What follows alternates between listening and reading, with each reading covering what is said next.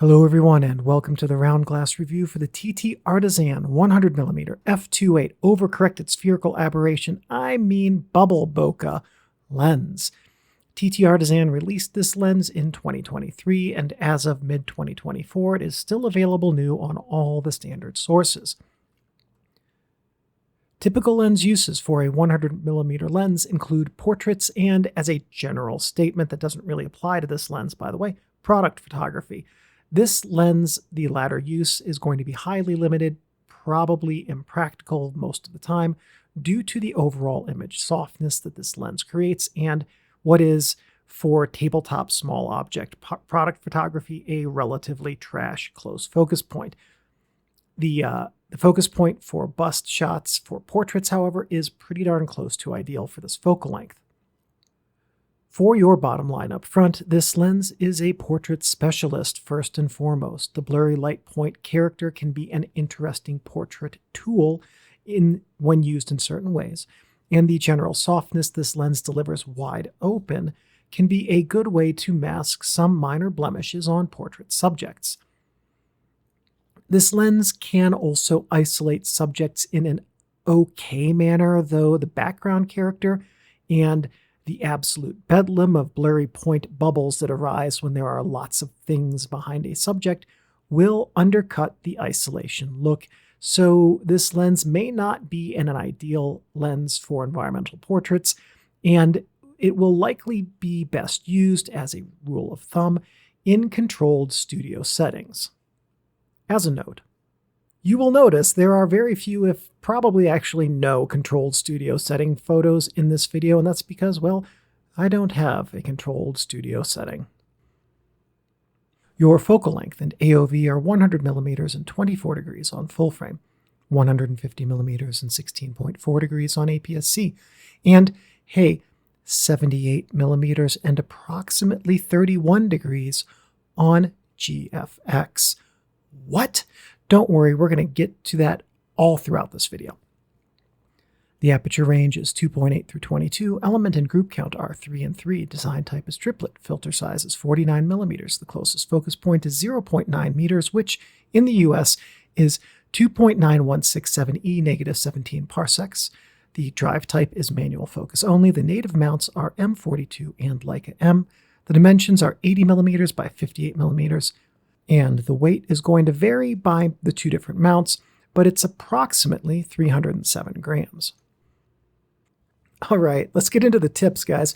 Now, first up, I've noticed that I have way longer tips lists with third-party lenses from TT Artisan, especially think back to the 50mm f1.4 tilt list that just kept going. And also similar makers tied to DJ Optical tend to get longer tips lists. I suspect this is because I find a lot more to point out, but also because they're doing a lot of things that the OEM makers are too conservative to do. And when anyone pushes an envelope, there will be places to find mistakes and successes. So you know what? Let's do just that. For my first actual tip, this lens is made for film and full frame, and this lens does not really do anything of benefit on smaller formats. You need to use the whole image circle to get the most out of the overcorrected spherical aberration that this lens has, which is what delivers the characteristic bubble bokeh. Now, related to that above statement, this lens covers GFX quite well, and for GFX users, this will be an interesting performer capable of really taking a lot of advantage of the image circle and lower quality parts of that image circle that exist outside of the full frame area. Also for GFX users, if you're used to full frame, this lens has an angle of view that will feel very much like a 78mm lens, and it really changes a lot of the benefit of this lens's focus points, so GFX portrait shooters look at this lens quite carefully. So, related to this again, for APS-C shooters, using a speed booster for APS-C will help preserve a lot of that bubble blur characteristic because it will make the lens perform more like a full frame lens, or will use enough of the image circle that you won't have that crop factor. Now, all that said, a speed booster is also likely to introduce significant corner softness that may or may not be palatable for portraits. Your mileage on that's going to vary by frankly, how expensive your speedbooster was. Speaking of using this lens, the way to get the characteristic blurry source point lights that lend this lens their name, Bubble Bokeh, you need to have bright specular highlights behind a subject who is at close focus. So for those of you looking at this lens to do that, here's how you go about it. Close focus, small lights about 6 or so feet behind. So if you think about a black backdrop with some fairy lights between the subject and the black backdrop, you're going to get those bubble bokeh blurs quite well. To get the most out of your bubble blurs, you want to have fewer lights behind your subject. Backgrounds with lots of lights, lots of specular highlights, for instance, will look chaotic, and the bubble effect will be lost by all of these overlapping bubbles that just turn into, like I said earlier in the video, bedlam instead of being discrete bubbles. Do you want to make this lens do some bonkers stuff? All right, full frame users, here's what you're going to do. Go get yourself a good tilt shift adapter. Triplet lenses were designed originally for cameras with movements, and this lens, yes. Movements bring out a whole lot in this lens, and this lens becomes absolutely fascinating with a tilt shift adapter behind it, and the way that the focal plane can be moved around and changed relative to your subjects with that tilt shift adapter. Also, for multi-format shooters, while this lens's character is present on film images, it definitely pops a whole lot more on digital photos because the post-processing approach enables the character to be amplified. So to do that, what you're going to do is in digital, shoot raw and adjust your sliders to amplify the bubble look. And the key sliders here are likely to be your contrast and sharpness, believe it or not, sliders for many cases. You can still get those bubbles on film images, but they tend to be not as easily manipulated and a little bit more low-key. The next thing is embrace the lens stars that this lens creates and see how you can use those to affect your portrait photos. This lens, as we're going to see shortly in a couple of sections, has staggeringly good stars, and stopping down on a portrait with a black background and source lights well behind your subject could be a striking use of this lens to get those stars into your negative space around your subject. Next up, this is a triplet lens, and triplets were general use lenses when developed in the 1800s. I did use this really almost exclusively for non-portraits, as the video is going to show you in spades throughout, but I found that it's a lackluster, generic, and relatively boring performer in that regard until you do something like slap a macro focusing or tilt shift adapter between the lens and the camera. Now that's two separate adapters, by the way. Macro focusing adapters give this lens a very compelling close focus point of, I want to say it's around 6 to 7 inches, and we talked about tilt shift adapters. They really make this lens interesting. So that was my last tip, and now I get to complain. My first gripe is that this lens does not line up like an M42 lens should. The marketing materials I saw indicate that this is intentional. Honestly, it feels like a design mistake that someone decided to pretend was intentional. The close focus point on this lens, as made, is fine for portraits, but not really for anything else. So yes, that's frustrating, and why I say grab a macro adapter for mirrorless or a tilt shift adapter also. But at the same time, the close focus point on this lens does indicate that yes, this lens was designed for portrait use primarily, if not only. And lastly, as I've harped on, this is not a great general use long lens. The color and contrast profiles in the images from this lens are not flattering except for portrait images, and the general softness this lens introduces is not great for anything but portraits. So just be aware of these limitations and the fact that the lens was actually engineered and done so quite well to do this. And if you buy this lens for its designated use, you'll likely be very happy with it. If you buy it for things other than portraits, you're probably not going to like it. Wow, holy cow, that is textbook spherical aberration. Now there's some chromatic aberration too, even in the very middle, but really, look at that glowy diffuse halo. That is 100% spherical aberration. That, by the way, is not at all shocking, as the technical reason that this lens creates soap bubble bokeh balls is because the spherical aberration it introduces into images is overcorrected on points that are behind the plane of sharpest focus. What that means is that this lens must include significant spherical aberration in the optical performance to achieve the soap bubble bokeh look. So for any in-focus point, there will have to be spherical aberration around that in-focus point because of how the optic is engineered. So just expect that and recognize that this will introduce a lot of what we perceive as softness overlaying the lens's otherwise decent sharpness. Wait, sharp and soft at the same time. So what I mean by that is, now look at the image. The monitor pixels and the white squares of the test image are in relatively sharp focus, and this is shot at f2.8, but the spherical aberration makes the whole thing perform like the image is in a dense fog. That's how this lens's engineers designed it, and hey, mission accomplished, and you know what? Mission accomplished for real. Going around the corners, we see good performance with sharp resolution affected by chromatic aberration extending diagonally from the white squares, and they take on an interesting blur pattern that we've seen before and we'll discuss in at least one of the corner shots, which shows it the best. Spherical aberration extends across the whole lens's projection area. It has to just because of the lens physics, because spherical aberration arises from the uniformity of shape in the radii of a lens's surface profile. This is why a spherical lens elements in lenses that have those eliminate spherical aberration. Fun fact. Anyway, as projection angle changes, so does the shape of the spherical aberration from round to ovular. Round in the center, ovular in the corners, and you can see that in the star test shots throughout this video series where you have the cat's eye look. That's the projection angle changing and turning a circular light into a cat eye light at the edges of the image. So in this lens's case, the corners exhibit strong oblique spherical aberration. I will someday make a video about spherical aberration when I have more examples to share, but for the time being, the three shapes that spherical aberration create over the diagonal, the line of the image from the center to the diagonal are called a figure eight, a bow tie, and an asteroid. This lens exhibits bow tie shapes in oblique spherical aberrations. Just an interesting thing that informs the way that the blurry areas will perform.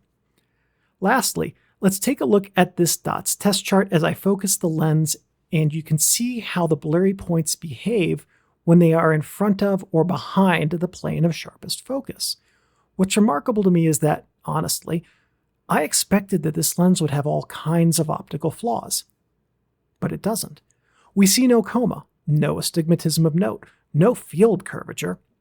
Honestly, if this lens had no spherical aberration, it would be like 200 proof distilled alcohol, so flawless as to be boring and fully devoid of flavor and character. So hear what I just said is a compliment, by the way. This lens is good, and the only flaws with it appear to have been engineered into it with the intention of purposefully creating images that look like what this lens does. The original Cooke triplet lens design was developed in 1893 specifically to correct the 5 Zeidel aberrations. This lens holds true to that tradition and makes that lens type's performance accessible on film and digital. A triplet is a good and reliable lens design that's simple and light and, honestly, very underused today. Breathing is present and jarring when making quick changes, such as between still images. In motion, the magnification change is smooth and less, though not unnoticeable. The aperture is stepped, and this will be jarring in video if you need to adjust the aperture during a shot. The front element is non-rotating, but does move in and out 15mm across the entire focus range. The focus throw is 170 degrees. The focus ring is stationary and has a milled metal grip, just like the best of vintage lenses. Focus damping is pleasant, and the resistance is a perfect balance of smooth and resistive. The autofocus effect on audio is NA because this is a manual focus lens, but the focus action does make a soft sound, rather like the sound of running your hand over fine thread count sheets. That sound may be noticeable with on-camera audio. Sharpness at infinity focus it's pretty ho-hum. But with close focus, it's good if you look past the slight softness veil introduced by the lens's spherical aberration. So wide open, this lens will look soft and glowy, but that's just the spherical aberration at play because this lens is sharp in and of itself.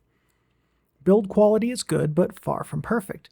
I've harped on these items, but the misaligned markings are a big problem for me, and the slight whine with focusing is not ideal for video.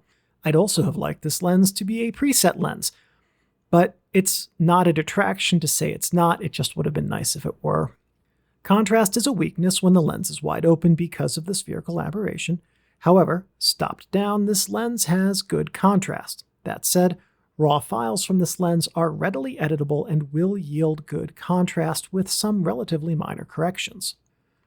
Aperture stars are amazing. I'm honestly a bit mad that aperture stars this good aren't coming from lenses made by the OEMs. At f2.8, the blurry areas show the bubbles from overcorrected spherical aberration. At f4, the blurry areas are pretty well corrected and largely devoid of any character. This is the place to use this lens if you don't want overbearing blurry areas, by the way. f5.6 is forgettable for aperture stars, but then we slide into f8 and wow, we see some exceptional performance here. This is a good place for stars and portraits because you'll have a nice balance of sharpness, depth of field for subject isolation, and stars. At f11, 16, and 22, the stars are pretty much the same with somewhat better definition at f16 than 22. For diffraction stars fans, this hot dang is your lens. Out of focus areas are if your background has any kind of complexity, like a rattlesnake bite on the eyeballs. This lens, at no aperture, will provide blurry areas that are pleasingly smooth unless you use a tilt-shift adapter to warp the plane of sharpest focus.